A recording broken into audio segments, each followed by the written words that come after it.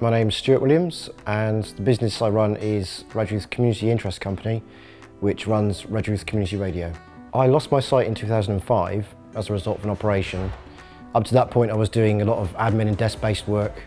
It took me a couple of years of adjusting to living with sight loss, and I thought it's about time that I now take a look at my life, what sort of work I'd like to go back into, and that's when I decided about self-employment and found the Outset programme. Do you remember coming into one of my sessions, Stu, to talk about your experience? Because we always find that that first-hand knowledge is Somebody living with a visual impairment means that paperwork and things like that, and especially figures, are very difficult to deal with.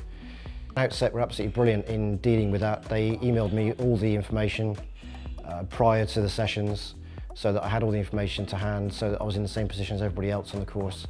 So I wasn't actually disadvantaged in any way. I think if somebody's got a barrier to actually participating, then you've got to find some solutions. So we had to make sure that his reader, the equipment that he had, would be able to decipher what was in the session.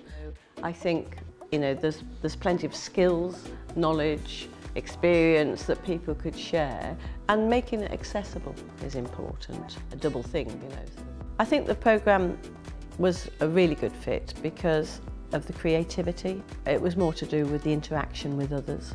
Well, coming from a background of somebody who'd never been in business before or even thought about going into business, joining the programme was brilliant. It was a big mix of people on the programme. Building that team and being with other people and learning those skills about how to develop a business was important to me. It wasn't necessarily easy, but for me, being told about business planning and how to make it financially viable was quite an important thing. Being based in general employment and admin-based stuff before, taking that leap into self-employment or running a business is completely different.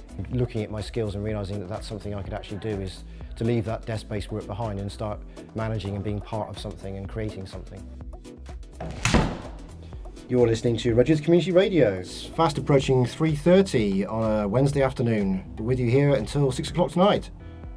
Well, initially I joined the Outset Cornwall programme with the idea of going self-employed as a DJ. And we looked at entrepreneurial skills, and we started discussing the viability of perhaps being a DJ and the feasibility of how he was going to become mobile and overcoming his disability. Spending time with Pam, my development worker, she saw the potential in me to be a social entrepreneur, and a business idea really should have gone down the route of a social enterprise rather than a straightforward self-employed business. His business model was of a social enterprise nature. He sees a bigger picture, he's much more strategic, and so with that sort of nature he looks at the best interest of a whole range of people, because Stu is very much about giving back to the community. There's definitely within his nature that he wants to be making a difference. So she gave me the skills, put me in contact with, and helped develop my skills as a social entrepreneur. Managing volunteers was kind of a natural progression to that. And as a result, I've kind of found a role in a niche that I never knew until I started on this path. He's done a lot with volunteers, an absolute credit to him, and to see Stu in his studio and giving everybody sort of opportunity and training people in how to use that equipment. So Stu, you've got your OFSOM licence? We have now, yes. We're hoping to launch in February next year, March next year.